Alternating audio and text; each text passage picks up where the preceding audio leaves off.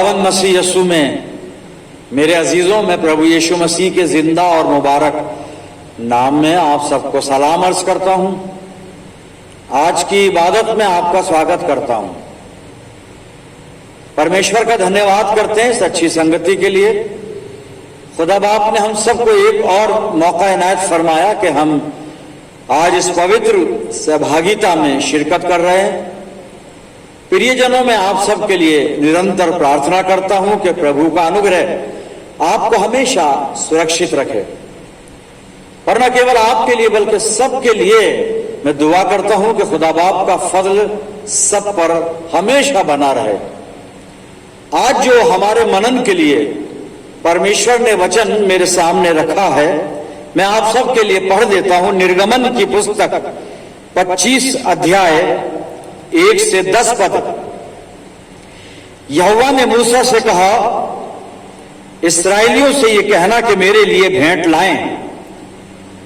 जितने अपनी इच्छा से देना चाहें उन्हीं सबों से मेरी भेंट लेना, और जिन वस्तुओं की भेंट उनसे लेनी है वो ये हैं, अर्थात सोना, चांदी, पीतल, नीले, बैंगनी और लाल रंग का कपड़ा, सूक्ष्म सनी का कपड़ा, बकरी का खाल, बकरी का बाल, खाल नहीं बाल, लाल रंग से रंगी हुई मेढ़ों की खालें, सुइसों की खालें, बबूल की लकड़ी, उजियाले के लिए तेल, अभिषेक के लिए और सुगंधित धूप के लिए सुगंधित द्रव्य।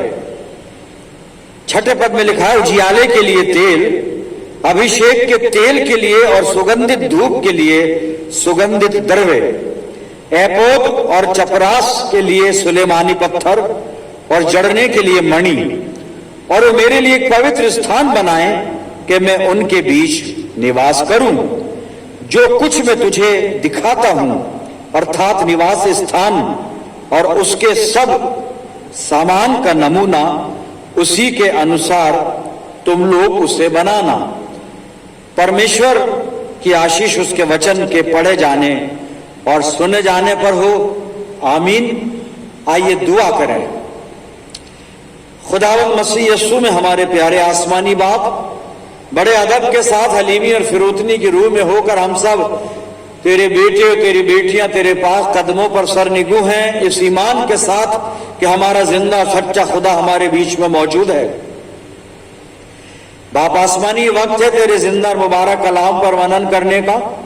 हम में से हर एक को पवित्र आत्मा का अभिषेक दे कि पाक रूह की रहनुमाई में होकर हम तेरे कलाम पर, कलाम के भेदों को, उसके सही अर्थों को समझ पाए पिता परमेश्वर, और ये वचन रूपी बीज हमारे दिल की जमीन में जड़ पकड़े और हमारे जीवन में बहुत सफल लाए। प्रभु जी, जब तक हम तेरी संगति में हैं, प्रार्थना करते हैं अपने पाक फरिश्तों की सेना का बाड़ा हमारे चारों तरफ बांधना कि शैतान हमें किसी भी तरह से तेरी संगति से जुदा करने ना पाए। प्रभु जी, जब हम तेरी पवित्र वेदी पर से लौटकर रुखसत होते हैं तो तुझसे बहुत सी आत्मिक आशीषें लेकर जाने वाले हों। पिता परमेश्वर, अपनी जिंदगियों को तेरे अधिकार में देते हैं, और ये प्रार्थना तेरे प्यारे पुत्र अपने उद्धार करता खुदावंद यीशु मसीह के जिंदा और मुबारक नाम के वसीले से मांगते हैं। सुन और कबूल कर ले, आमीन। अजीम, एक बार फिर परमेश्वर का धन्यवाद करते हैं, और आज जो कलाम का हिस्सा भी आप सुन रहे थे, मैंने पढ़ा आपके सामने, और इसमें से एक पद का पहला हिस्सा मैं इसको रिपीट करता हूं। निर्गमन 25 अध्याय 6 पद और 6 पद का पहला हिस्सा। यहां पे लिखा हुआ है, उजियाले के लिए तेल, oil for the light. English version में ऐसा है, उजियाले के लिए तेल। मेरी बाइबल उर्दू की जो मैं इस्तेमाल करता हूं, वहां पे लिखा है, और चराग के लिए तेल। वही बात है, उजियाले के लिए तेल, चराग के लिए, दीपक के लिए, क्षमादान के लिए तेल, क्योंकि तेल तो चराग के अंदर, दीवट के अंदर ही डालकर उसका इस्तेमाल होगा, और तेल बाखुद खुद रोशनी नहीं देगा, उसमें एक बत्ती भी लगानी पड़ेगी। लेकिन चिराग और बत्ती के साथ तेल बहुत जरूरी है, क्योंकि तेल से ही लौ निकलेगी और लौ से रोशनी निकलेगी। तो सिर्फ आयत का वो हिस्सा है उजियाले के लिए तेल। हम इस पर थोड़ी देर बातचीत करेंगे। यहां पर क्या चीज है, थोड़ा सा मैं पसे मंजर पृष्ठभूमि बताना चाहूंगा। अब इस्राएली मूसा की अगुवाई में जंगल में है और खुदा ने मूसा को सिने पर्वत पर बुलाया और वहां पर खुदा बाप ने मूसा को पवित्र स्थान बनाने के निर्देश दिए कि जिसमें जाकर लोग आराधना करें परमेश्वर की, भेंटें चढ़ाएं, बलियां चढ़ाएं उसमें, और उस निवास स्थान को जो कि परम स्थान है, परम निवास स्थान है, जिसको हम खुदा का मक़दिस मंदिर भी कह सकते हैं, इबादत गाह भी कह सकते हैं, इबादत खाना कह सकते हैं, टेम्पल, इसको बाद में टेबरनेकल कहा गया, वो तंबू जो बनाया था, मिलाप का तंबू भी जिसको कहा गया, लेकिन ये इबादत की जगह है। और खुदा ने मूसा को बहुत सारी चीजें बताई, लेकिन आज जो मैंने 25 अध्याय, निर्गमन का 25 अध्याय 1 से 9 पद में, जहां पे खुदा कहता है मूसा से कि तू लोगों से ये नजरें लेना, ये भेंट लेकर आए, सामान भेंट में लाना, और वहां पे एक सामान की लिस्ट है, लेकिन वहां पे तेल का जिक्र आया है, उजियाले के लिए तेल। और ये उजियाले के लिए जो तेल है, ये क्या है? पवित्र स्थान के लिए भेंटें मांगी गई, और जिनमें उजियाले के लिए तेल का भी जिक्र आया 6 पद में। और ये पवित्र स्थान में एक वेदी भी बनानी थी मूसा को, एक ऑल्टर बनाना था, और उस ऑल्टर पर एक दीवट रखना था, एक चिराग रखना था, दीपक रखना था वहां पर, और उस दीपक के लिए ये तेल था। इस तेल का निर्देश यहां पे दिया गया था, और इस दीपक के बारे में वचन में लिखा है, ये दीपक हमेशा जलता रहे, वेदी पर दीपक हमेशा जलता रहे। और लिखा था कि इस दीपक को हारून जलाकर वेदी पर रखे। ये हारून का काम था, सबका नहीं था, केवल हारून के लिए ये निर्देश दिए गए थे। अजीजों, उजियाले के लिए तेल परमेश्वर कह रहा है, ये तेल पवित्र स्थान, पवित्र वेदी पर एक दीवट में या चढ़ाव में उसमें डालकर इसको जलाया जाएगा। एक बत्ती भी लगाई जाएगी, लेकिन जो सोर्स जो है, रोशनी जहां से निकलेगी वो तेल है, क्योंकि तेल से बत्ती जलेगी, लौ पैदा होगी, और लौ से रोशनी पैदा होगी। इसलिए तेल का जिक्र आया है कि उजियाले के लिए तेल, ऑयल फॉर द लाइट।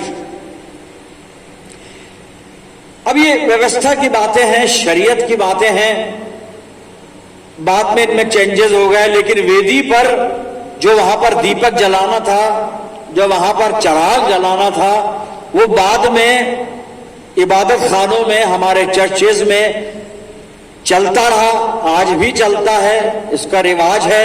पवित्र वेदी पर कैंडल जला दी जाती है, सब जगह नहीं, जहां पे जलाते हैं वहां जला दी जाती है।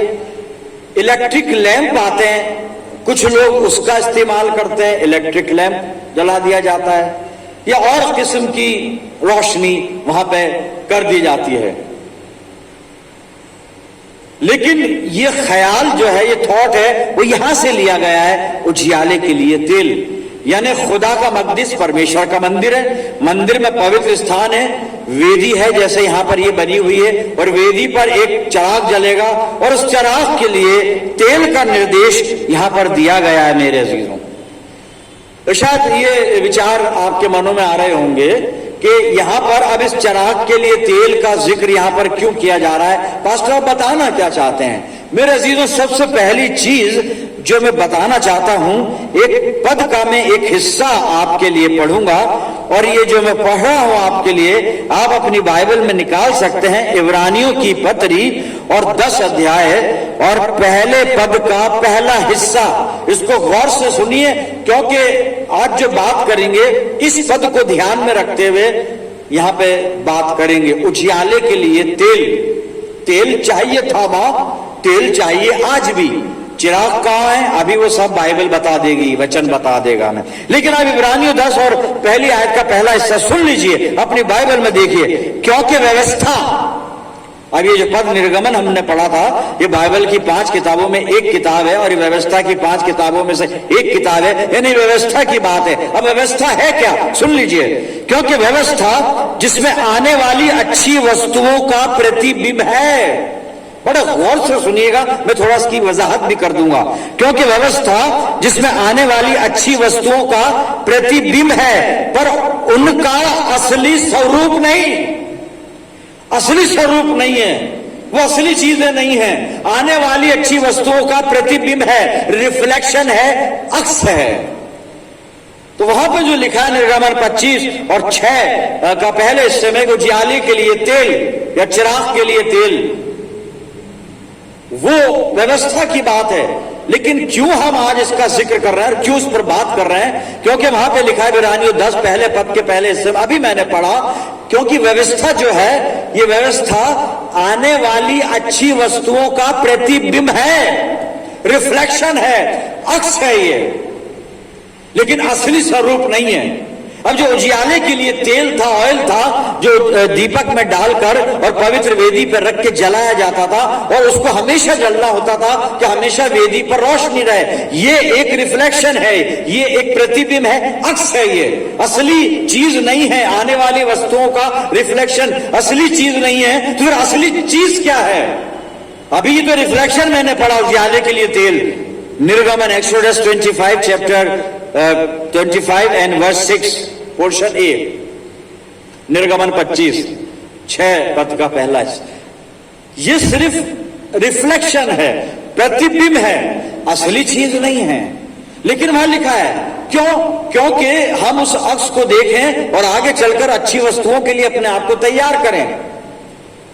खुदावंद मसीह यीशु ने एक बार कहा था कि मैं व्यवस्था का खंडन करने नहीं आया हूं, मैं व्यवस्था को जो है इसको बिल्कुल वो करने नहीं आया हूं, रिजेक्ट कंडेम करने नहीं आया हूं, बल्कि व्यवस्था को पूरा करने आया हूं। जी हां, वो व्यवस्था जो सिर्फ रिफ्लेक्शन है, प्रतिबिंब है, अब आगे चलकर पूरी होगी। बाइबल हमें बताएगी वो कैसे पूरी होगी। लेकिन अभी फिलहाल जो रिफ्लेक्शन हमारे सामने रखा गया है वो ये है कि उजियाले के लिए तेल चाहिए, और ये उजियाला हमेशा होता रहना चाहिए उस टेबरनेकल में, उस पवित्र निवास स्थान में जो परमेश्वर का स्थान था, पवित्र स्थान था, अर्थात इबादत करने की जगह। और इबादत करने की जगह में वेदी पर रोशनी रहनी चाहिए, और रोशनी के लिए तेल चाहिए, उजियाले के लिए तेल चाहिए। वहां पे इबादत खाना था, मिलाप का तंबू, जिसमें ये इबादत करते थे, भेंटे चढ़ाते थे। अब वो नहीं, अब चर्चेज हैं, बिल्डिंग्स हैं, बड़ी बड़ी मजबूत खूबसूरत अच्छी। लेकिन अजीजों, बात उससे आगे जाती है, बात उससे आगे जाती है। मिलाप का तंबू, मिलाप के तंबू में पवित्र वेदी और उसमें उजियाले के लिए तेल। आज इसकी जरूरत है। आप कहेंगे मिलाप का तंबू कहां पर है? सुनिए, पहला कुरिन्थियों 3:16 में पौलुस लिखता है कलीसिया को, तुम परमेश्वर का मंदिर हो, तुम परमेश्वर का मंदिर हो। यह है मिलाप का तंबू, यह है इबादत खाना, यह है वो टेबरनेकल जिसका जिक्र वहां पे निर्गमन की पुस्तक में और 25, 26, 27 और आगे के तमाम अध्यायों में हमें मिलता है। 28, 30, 31 में भी आप चले जाएं, उसी का जिक्र है। मिलाप का तंबू में और आप हैं। पौलुस यहां पे कह रहा है, अभी मैंने आपको कोट किया था, आप नोट डाउन कर ले, पहला कुरिन्थियों 3:16, तुम परमेश्वर का मंदिर हो। अब परमेश्वर का मंदिर है, ठीक है, लेकिन इस मंदिर में हो क्या रहा है, होता क्या है, इस मंदिर में रहता कौन है? अब मैं दूसरा कुरिन्थियों में से आपके लिए पढ़ना चाहूंगा प्रियजनों, कुरिन्थियों की दूसरी पत्री, दूसरा कुरिन्थियों और इसका 6 अध्याय आप मेरे साथ निकाल लीजिए 2 कुरिन्थियों 6 अध्याय और इसकी एक आयत मैं पढ़ूंगा और मैं चाहूंगा, इसमें कुछ मसलहत है, कोई इसमें भेद है, इसलिए मैं इसको उर्दू की बाइबल में से पढ़ रहा हूं आपके लिए। आप समझ जाएंगे मैं क्यों पढ़ रहा हूं। 2 कुरिन्थियों 6 अध्याय और 16 पद याद रखिएगा। 6 अध्याय 16 पद, ये 16 पद है ये, और सुनिए इसको गौर से।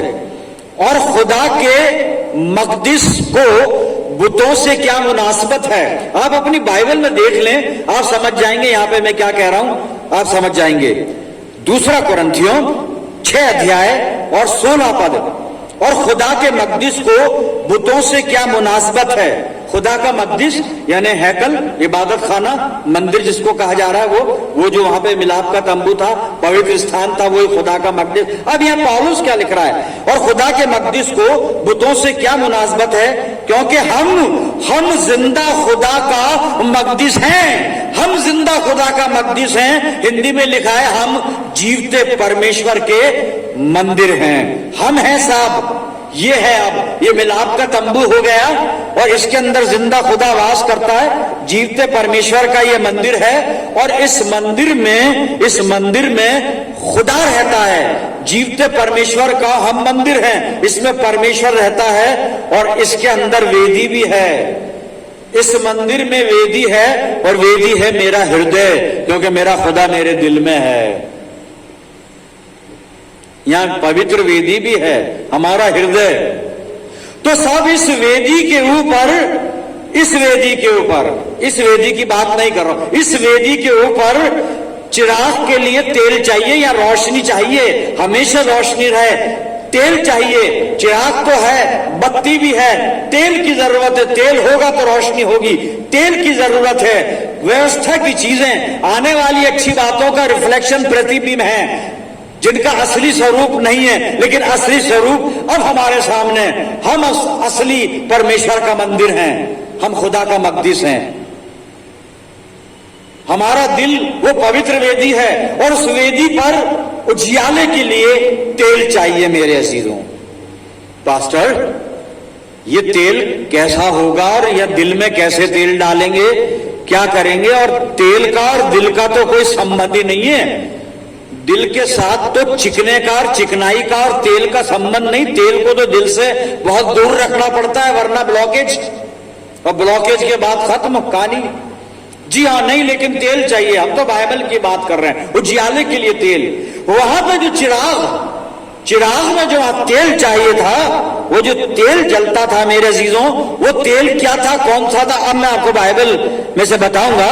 और इसमें लेवी व्यवस्था की पुस्तक को खोल लीजिए और 24 अध्याय, तेल देखिए कौन सा तेल। वहां चिराग के लिए तेल चाहिए था, लेकिन कौन सा तेल था वो सुनिएगा। लेवी व्यवस्था 24 1 और 2 पद आप सुनिए, अपनी बाइबल में देखिए।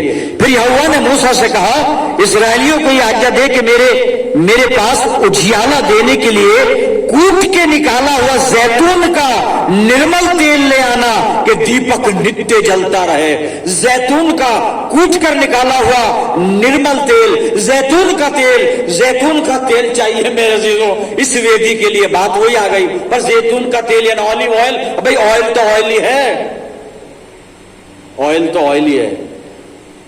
अच्छा, अगर हम ऑयल की भी बात करें तो सारे जितने ऑयल हैं, डॉक्टर भी कहते हैं कि ऑलिव ऑयल सबसे दी बेस्ट। ऑलिव ऑयल अच्छा है, हार्ट पेशेंट खा सकते हैं, उसको यूज कर सकते हैं ऑलिव ऑयल। तो वही बाइबल कह रही है ऑलिव ऑयल चाहिए। अजीजों, बात उससे आगे जाएगी, थोड़ा ध्यान रखें। बस मैं आपको अपने साथ लेके चलने की कोशिश कर रहा हूं। जैतून का तेल, ऑलिव ऑयल वहां पर चिराग में व्यवस्था के समय में जलता था। दैट वाज रिफ्लेक्शन ओनली, वो प्रतिबिंब था। अब सच्ची चीजें हैं ऑलिव ऑयल, लेकिन ये ऑलिव ऑयल नहीं जो बाजार में मिलता है। वर्जिन ऑलिव ऑयल या रॉ मटेरियल जो भी है वो नहीं साहब, वो ऑलिव ऑयल। बाइबल जो है वो दुनिया पर नहीं चलती, बाइबल खुदा की बादशाह है जिसमें रूहानी बातें होती हैं। मैंने आपका वचन में से ये प्रूव किया है कि वहां पर जिस तेल की परमिशन थी, जो दीवट में जलेगा, पाकिस्तान में जो जलेगा, पवित्र वेदी पे जो चिराग जलेगा, दीवट जलेगा, उसमें जो तेल होगा वो जैतून का तेल होगा, ऑलिव ऑयल होगा, जैतून का तेल। जैतून का तेल हमें चाहिए, लेकिन फिर बता रहा हूं जो बाजार में मिलता है वो जैतून का तेल नहीं। फिर जी अब आप समझने की कोशिश कर लें, मैं समझाने का प्रयास करूंगा। जैतून में 7 खूबियां होती हैं। अच्छा, जैतून का तेल ही क्यों खुदा बाप ने कहा? बहुत से तेल होते हैं, जैतून का तेल उसमें 7 खूबियां हैं जो बाइबल बताएगी। अभी एक खूबी तो मैं पढ़ूंगा, बाकी 6 सिर्फ बोलूंगा, आप नोट डाउन कर लेना। एक खूबी इसलिए पढ़ूंगा कि वो थोड़ी सी उसमें वो है, पढ़ने से ही पता पड़ेगा उसमें। सबसे पहली चीज साहब, जैतून के अंदर खूबी है, उसके अंदर राजा होने की सलाहियत है, या यूं कह लीजिए कि ये राजा है, ये इसमें राजा के गुण हैं, इसके अंदर किंगशिप नजर आती है। ये राजा हो सकता है, ये राजा बन सकता है, इसमें राजा जैसे गुण हैं। पहली चीज कहां पर? मैं बाइबल में से पढ़ के सुना, न्यायियों की पुस्तक 9 अध्याय और 8 और 9 पर सुनिएगा। किसी युग में वृक्ष किसी का अभिषेक करके अपने ऊपर राजा ठहराने को चले, तब उन्होंने जैतून के वृक्ष से कहा, तू हम पर राज्य कर। आगे बहुत सारी बात, लेकिन यहां पर सारे वृक्ष दुनिया के अपना राजा ढूंढ रहे हैं, और इन सारे वृक्षों ने राजा देखा तो जैतून को देखा। इन वृक्षों ने जैतून में राजा के गुण देखे, राजा की पर्सनैलिटी देखी, राजा की विशेषताएं, खूबियां देखी। पहली खूबी जैतून में 7 विशेषता बताऊंगा मैं वचन में से मेरे प्रिय जनों। और पहली खूबी राजा है, ये राजा है। बना नहीं वहां पे, जब वृक्ष आए ना तो जैतून ने कहा मैं अपनी पवित्रता छोड़ के ये फालतू के काम मैं नहीं करूंगा। पहली खूबी राजा जी। फिर आप आगे चलिएगा, होशे 14:6 नोट कर लीजिए। और होशे नबी ने जैतून के तेल को खूबसूरत बताया है, ब्यूटीफुल, सुंदरता भरी हुई है इसमें, खूबसूरत है, ये खूबसूरत है, ब्यूटी है जैतून के पास। सब तीसरी चीज निर्गमन 27:20 आप नोट कर ले, बाइबल बताती है जैतून का तेल इबादत के लिए काम में लाया जाता है। चिराग में कौन सा तेल जलेगा? जैतून का तेल जलेगा। अभी हम जिस पे बात कर रहे हैं उजियाले के लिए तेल, और तेल कौन सा? जैतून जी। ये इबादत के लिए ये सोर्स ऑफ वर्शिप है साहब। ये वो तेल है कि एक साधन है इबादत करने का। इबादत खुदा के और बंदे के बीच में ये मौजूद रहता है। इसमें तीसरा गुण है इबादत। फिर निर्गमन 30 और 24-25 पद को आप पढ़ेंगे, वहां पे ये अभिषेक करने के लिए काम में लाया जाता है। खुदा ने मूसा को कहा था कि तुम अनॉइंटिंग के लिए, अभिषेक करने के लिए कुछ मसाले बनाओगे, कुछ चीजें लोगे। काफी चीजों की लिस्ट वहां दी गई है, और उसमें जैतून का तेल भी है, यानी इस अभिषेक के काम में ही आता है, अभिषेक करने के काम में। चौथा गुण है इसका जी। 5वां गुण इसका है प्रॉस्पेरिटी, व्यवस्था विवरण 8 अध्याय 8 पद आप नोट कर लें। और परमेश्वर अपने लोगों को लेकर जा रहा है, इसराइलियों को, और कहता है मैं तुम्हें ऐसे मुल्क में ले जाके बसाऊंगा जो बहुत ज्यादा समृद्ध मुल्क है, समृद्ध देश है, और वहां पर ये चीजें मिलती है। उसमें जैतून का भी जिक्र आया है, यानी जैतून समृद्धि का चिन्ह है, समृद्धि की निशानी है। छठा गुण साहब, भजन संहिता 128 और 3 पद में लिखा है कि तेरी संतान जलपाई के पौधे के समान, अर्थात औलाद से संबंधित है। ये फैमिली को बिलोंग करता है, फैमिली को दर्शाता है, ये परिवार को दर्शाता है जैतून का तेल। इसमें वो गुण भी है, औलाद से वाबस्ता है ये। छठा और अजीजों 7वां गुण खुदा का गवाह है। ये खुदा की गवाही देने वाला पेड़ है, खुदा की गवाही। जी नोट कर लें, प्रकाशित वाक्य 11 अध्याय 3 से 4 पद पढ़िएगा, वहां पे लिखा है कि परमेश्वर के 2 गवाह, जैतून का पेड़, उसमें 2 में से एक जैतून का पेड़। ये 7 खूबियां जैतून के तेल में होती हैं। बाइबल ने बताया, मैंने नहीं बताया, मैंने तो बाइबल में ढूंढा था कि जैतून का तेल खुदा बाप क्यों बता रहे हो, इतने तेल हैं, आप जैतून का तेल क्यों बता रहे? 7 खूबी हैं, बाइबल बता रही है। और आखिरी खूबी 7वीं तो खुदा की गवाही देने वाले प्रकाशित वाक्य में यूहन्ना देख रहा है, जैतून का वृक्ष, गवाह, खुदा के गवाह। ये 7 खूबी। लेकिन फिर भी मैं फिर रिपीट कर रहा हूं, जैतून का तेल वो नहीं जो बाजार में मिलता है, जैतून का तेल ये नहीं जो संसारिक जैतून का तेल है मेरे अजीजों।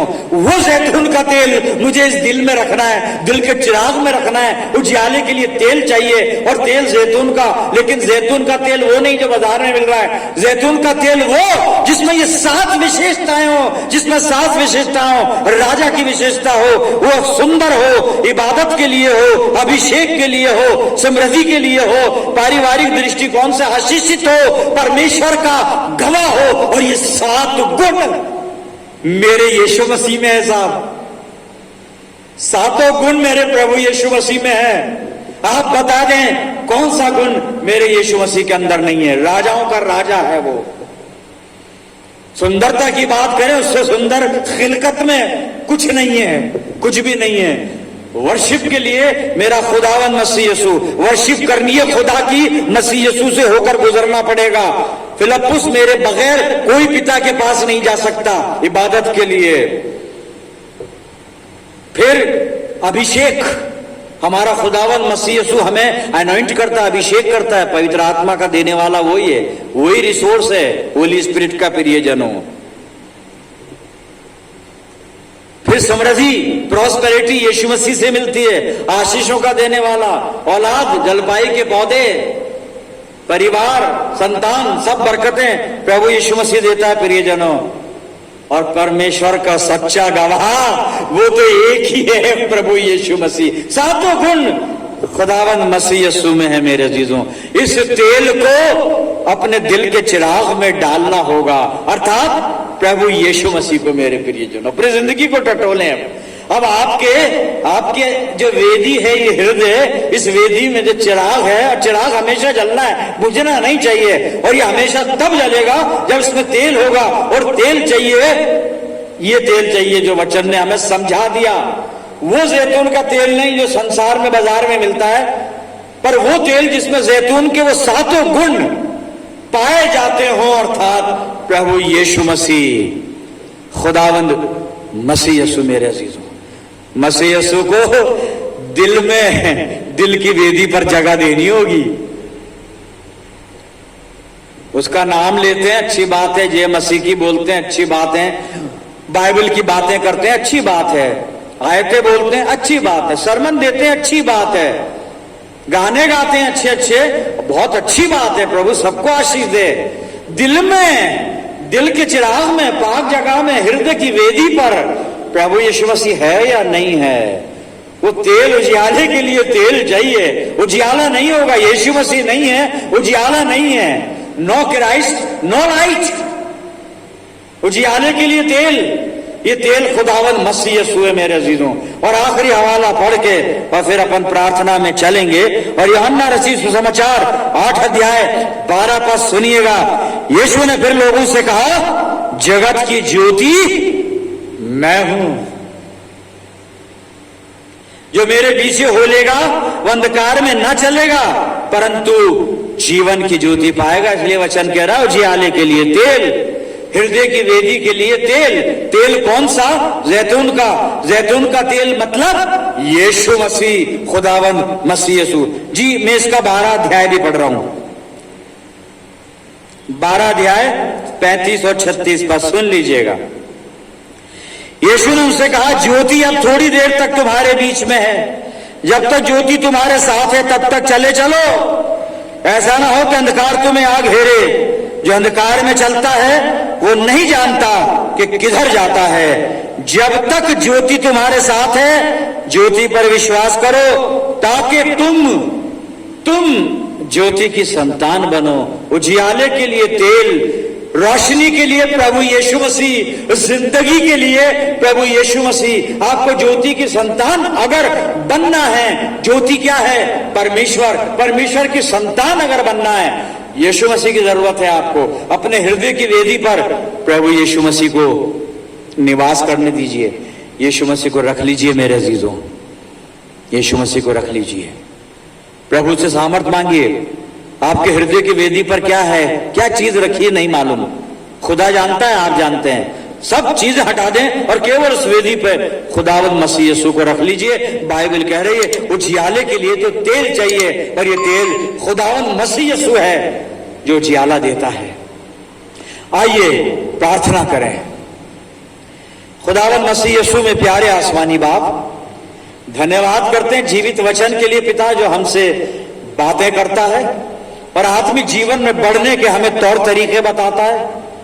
खुदा बाप, जो कुछ भी कलाम ने आज हमें नसीहत दी है, सिखाया है, समझाया है, होने दे प्रभु जी हम इसको अपने दिलों में स्थान देने वाले हों।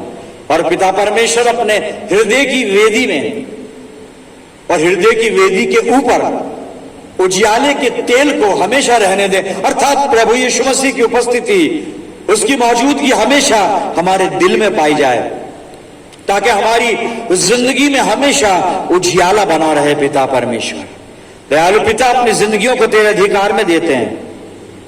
मैं दुआ करता हूं जितने मेरे साथ इस प्रार्थना में हैं, पिता परमेश्वर इन सब प्रियजनों पर तेरी शफकत, तेरी रहमत और बरकत का साया हमेशा बना रहे।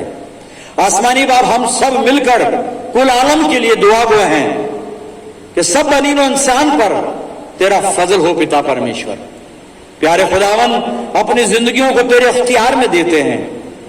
इस कलाम के द्वारा हमसे बात करना, पवित्र आत्मा की अगुवाई हमें प्रदान करना प्रभु जी, कि हम उजियाले के तेल को कभी अपने जीवन से अलग ना करें, बल्कि हमेशा हमेशा हम रोशनी में पाए जाएं। प्रभु जी सब कुछ तेरे हवाले करते हैं और ये प्रार्थना तेरे प्यारे बेटे, अपने निजात देने वाले खुदावन यीशु मसीह के जिंदा और मुबारक नाम के वसीले से मांगते हैं। सुन और कबूल कर ले, आमीन। अब हमारे प्रभु यीशु मसीह का अनुग्रह, पिता परमेश्वर का प्रेम, पवित्र आत्मा की सहभागिता हम सब के साथ, समस्त विश्वासियों के साथ, हमारी सब मंडलियों के साथ अब से लेकर हमेशा तक होती रहे, आमीन।